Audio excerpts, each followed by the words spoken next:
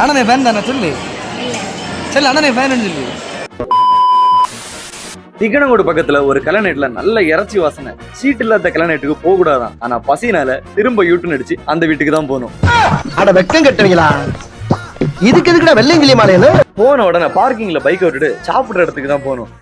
இலைய போட்டுட்டு சாப்பிட வெயிட் பண்ணி இருக்கும் போதுதான் நம்ம மட்டும் கிடையாது, நம்ம நண்பரும் சீட்டு இல்லாம தான் சாப்பிட தெரியாது போல இருக்கு.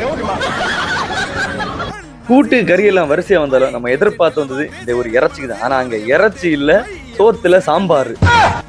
சோத்துல சாம்பாரா? சாப்பிட்டு முடிச்சுட்டு பொண்ணு மாப்பிள்ளை விஷ் பண்ணலான்னு போனா அங்க அவ்வளோ பசங்க. அதுல உள்ள பசங்களுக்கு நம்மள தெரியுமோன்னு ஒரு சின்ன பயம் வேற. திடீர்னு ஜூம் பண்ணி பார்த்தா நம்ம ஜெபீஸ், பார்த்தா ஜெபீஸோட தங்கச்சி. பேனர்ல பார்த்தாலும் ஜெபீஸோட போட்டோ தான்.